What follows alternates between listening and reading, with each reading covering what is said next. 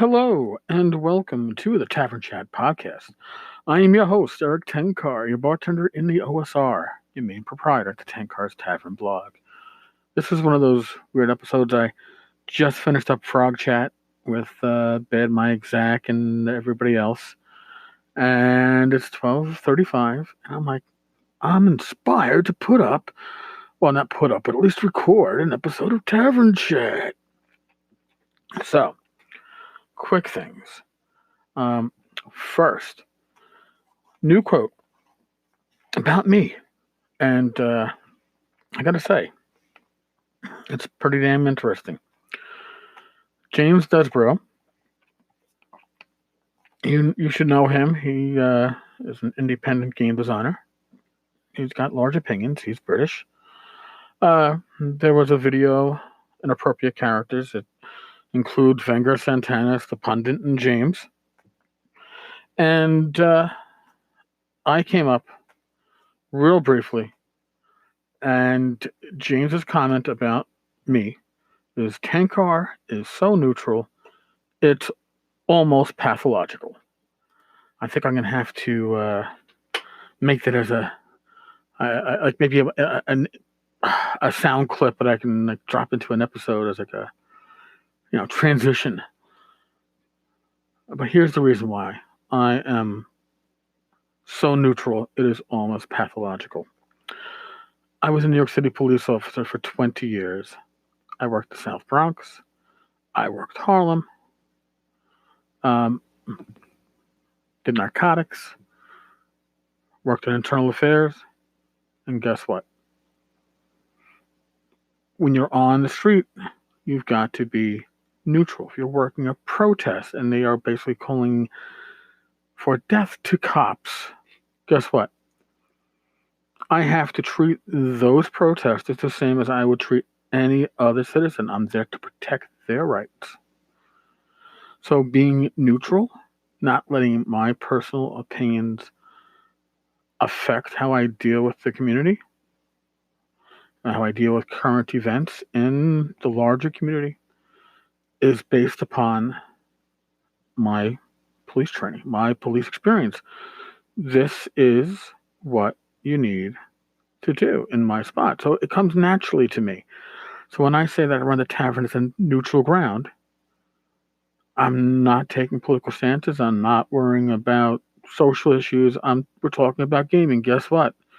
Bam, we're talking about gaming. And if I have to delete posts that go off topic and into areas that I feel are beyond what the neutral ground covers, I'm not deleting these things for any kind of personal reasons, not because I don't like you, not because I'm offended by your opinions. I couldn't give a fuck. Okay? The community, the taverns blog, the podcast, the Discord channel, it's about gaming. It's about geekdom. That is what it is about. If we go beyond that, therein lies madness. So yes, I am so neutral. So neutral. It's almost pathological. I couldn't think of a nicer thing to say about me. So thank you, James. Now, Joe the lawyer, has some feedback on my prior podcast about save or die and about going into negative hit points, but he also covers some interesting spells, and I'm going to address that when we come back. Hey, JoeTheLawyer. Hey, I like what you did with the. I was going to ask you the question. If you're going to save or die, what do you think about like the 3 death save rule in 5e, and what would you do instead? And it sounds like what you're saying is you like the old death at 0. I've always done the death to 0 and then -10, you're dead. But I kind of like what you're doing. Make it a level based. You're at 3rd level, you got a better chance of living a little longer. Bleed out one around. I like that. plus con bonus. Yeah, that makes sense. If I ever have a group that's willing to implement such a thing in 5e, I'll give it a shot. But so far, they would shoot me first. What do you think of, though, in terms of the save or die concept? I mean, there's the other kind of spell too. Powerword Kill. Less than 60 hit points, you're dead. Cloudkill. Less than a certain hit die, you're dead. That spell. I think the same deal. Less than a certain hit die, you're dead. That's sort of a. It's not even save or die. It's just you're dead. What do you think of that? Well, Joe, here, I'm going to even great points, by the way, with those spells. I'm going to start back even further. Sleep spell. Right? First level characters, what is it? 46? 44. All right, so that'd be 44 in AD&D. One hit dice or less. Second level characters, what, 2d4? Fourth level characters would be a 50% chance to drop one in a group. No save whatsoever. My thought on these spells that are no saving throw and disable or kill you is that as a DM, if I use this against a party, I'm probably a dick. Again, don't get me wrong. These spells have a place, but if I put my players up against somebody who has a Cloudkill spell, and my players are low enough in level that they're going to be killed by it, I shouldn't be bringing that thing to the table. Same thing with Powerword Kill. I shouldn't be bringing to the table a spell that can automatically kill a player, no saving throw.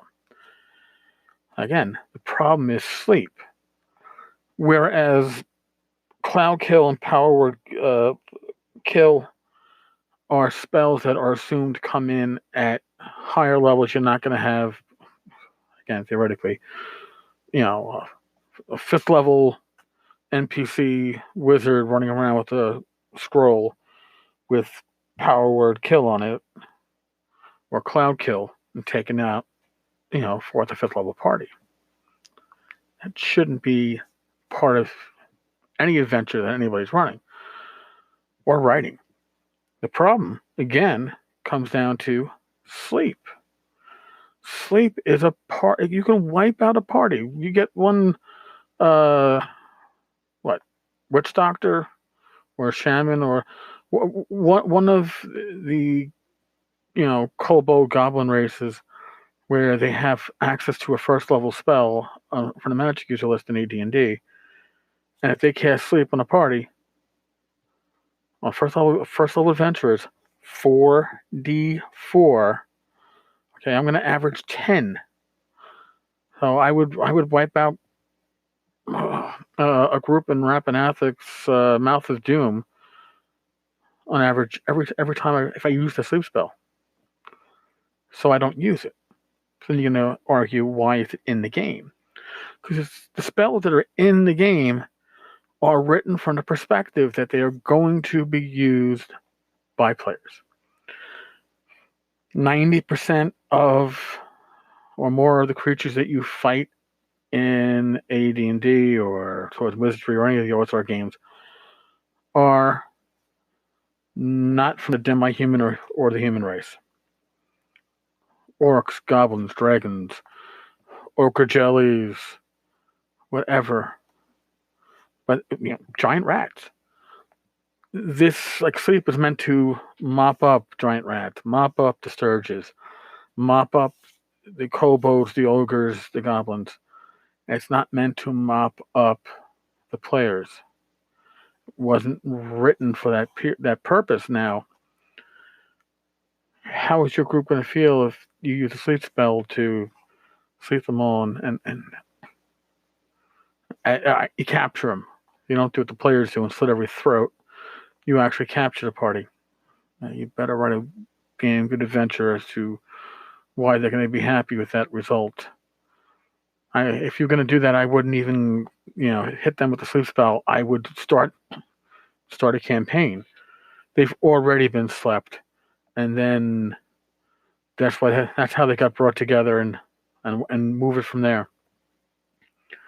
I could not do that to my players. I don't think these spells were written to be player fucks, personally.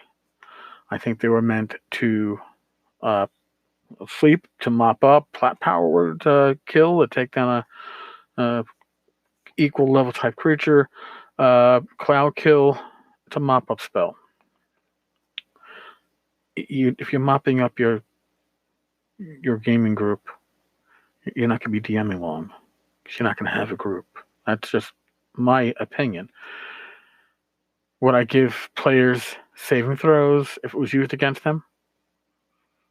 Probably. I wouldn't use it against them, most likely. I'd rather use damaging spells. Even the hold, man. There's nothing worse than holding a player's character during combat. All they can do is fucking watch.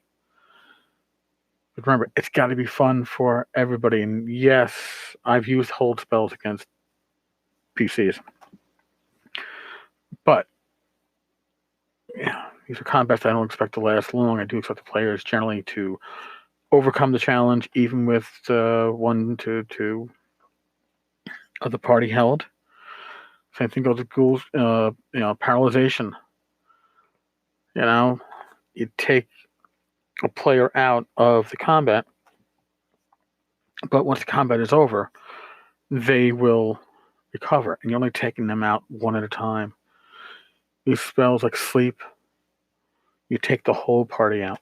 Again, I couldn't do it. I can't stomach that. That is, it's one of those things where it's like, oh, depends on the initiative. You lost initiative. Sleep. All right, game over. That's what we play next. No, can't do it. All right. I guess I should probably go to fucking bed now. It's 12:48 a.m. All right. I'll get this up you'll hear this probably in the morning. Thank you for listening. If you are on iTunes, please feel free to leave me some feedback. I appreciate your feedback. Leave me voicemails here. Leave me emails, tankcars.tavern.com @gmail. Okay.